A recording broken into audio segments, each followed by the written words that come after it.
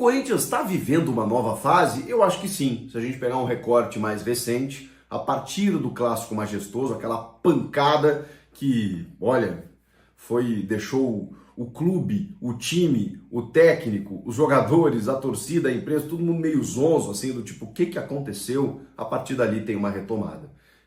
Do jogo contra o Cruzeiro, contra o Botafogo, esse clássico diante do Palmeiras. Cara, é um momento em que a solidez defensiva trabalhada pelo Dorival, idealizada pelo Dorival desde que ele chegou, finalmente aconteceu. E aí você tem outros ingredientes, né? O meio para frente, que é um setor nevrálgico, delicado, sensível, carecia de jogadores do nível que o time tem, mas que não estavam à disposição.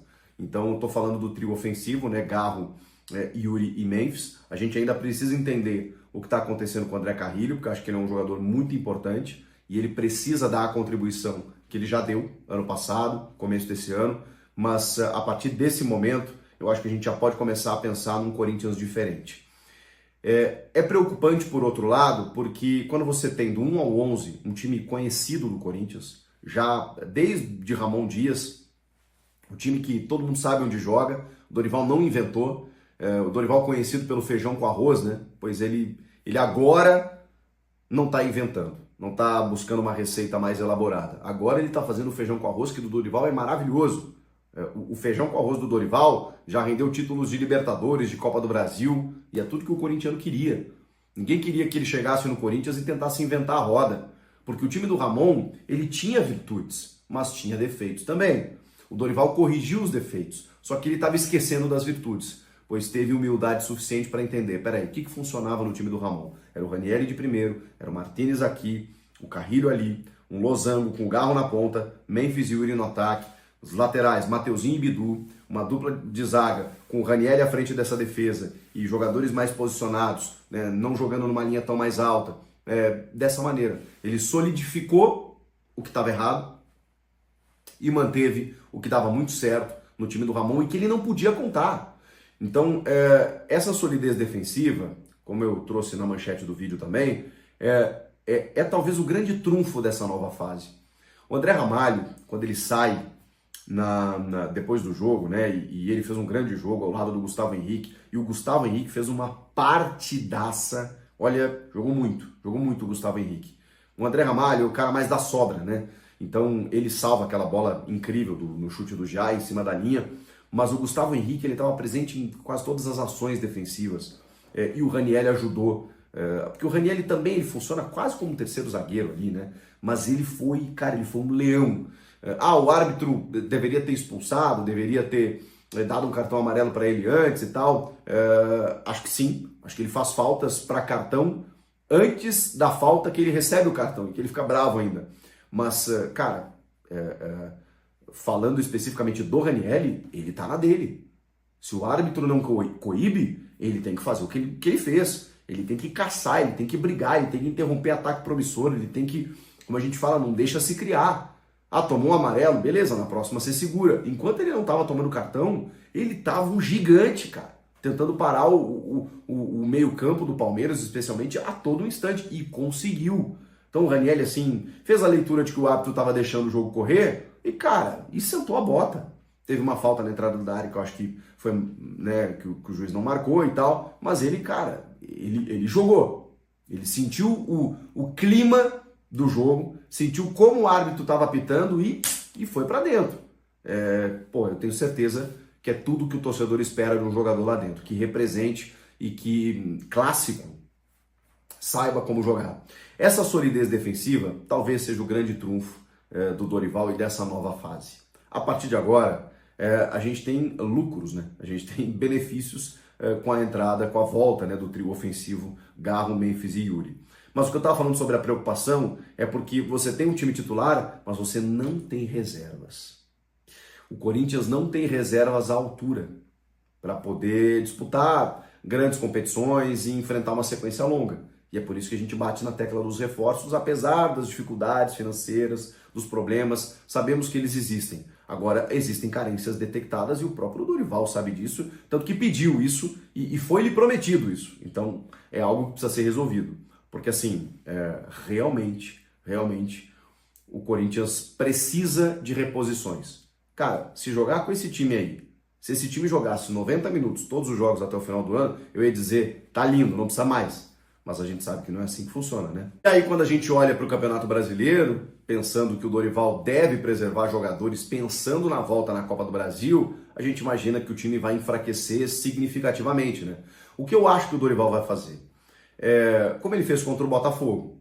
O que ele faz contra o Botafogo? Ele preserva no primeiro tempo, vê que o jogo foi completamente adverso, no segundo tempo ele alça a mão dos seus titulares para reforçar o time e consegue um empate. Diante do Fortaleza, é um jogo na Neoquímica Arena, domingo às 4 da tarde, eu acho que ele vai dar uma misturada. Ele vai perceber quem tá bem, quem não tá. O Yuri, eu realmente tenho dúvidas. E ele mesmo falou sobre isso, né? A gente vai ter que ir vendo jogo a jogo. O Yuri tem uma condição física muito boa, mas ele tem que fazer os seus testes, do tipo assim, caramba, você tá voltando depois de 50 dias. Aí você joga meio tempo num jogo, joga 90 no outro. Será que não é bom dar uma segurada agora? Exatamente pensando ali na frente, tudo vai depender. Se ele estiver super bem, não tem por que ele não ir para o jogo. Mas eu acho que até por essa condição, o Yuri pode ser um cara mais para segundo tempo, tá? O Memphis a mesma coisa. Você precisa ter o Memphis num nível de intensidade de jogo muito pleno para jogar esse jogo do Allianz Parque. Então, acho que uma segurada no Memphis será interessante. E o Garro, cara, você não pode perder o Garro. Então, assim, e aí como é que faz? Como é que faz? Você não tem mais o substituto do Garro, você não tem mais um Igor Coronado. Olha como o elenco é curto. Aí você vai jogar o ataque com Thales e Romero. Beleza, você vai dar chance para os caras. Já diminui bastante, né? Aí você vai ter que fazer um outro modelo de ataque. O Bidon, daqui a pouco, seja esse meia, com Charles. Aí você vê, né, Ranieri. Acho que o Ranieri tá suspenso para esse jogo? Não, acho que o Ranieri volta, inclusive. Não, o Ranieri voltou, entrou no segundo tempo contra o Botafogo. Mas enfim, aí você tem Martins, você tem Ranieri, Rian, né? Dá para dar uma rodada ali, né? A defesa dá para colocar o Kaká, o Choca que está suspenso. O Choca não vai poder jogar, então vai ter que jogar mais um zagueiro. E aí ele vai ter que colocar ou o Gustavo Henrique ou o André Ramalho. Provavelmente o Gustavo Henrique junto do Kaká. Ou o Félix Torres. Pois é. Vejam como o elenco é curto. Na direita não dá para contar com o Léo Maná. E aí você faz o quê? E aí na esquerda, o Angileri, beleza. Então assim, a tendência é que ele dê uma misturada. Não estou dizendo só reservas, mas que ele...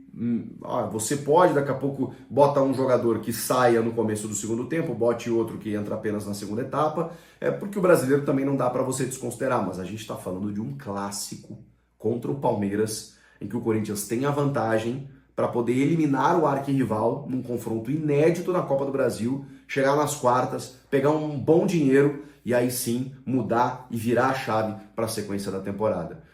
O Dorival estava contestadíssimo até o clássico contra o São Paulo. A partir de então, tudo mudou. E o futebol ele tem disso.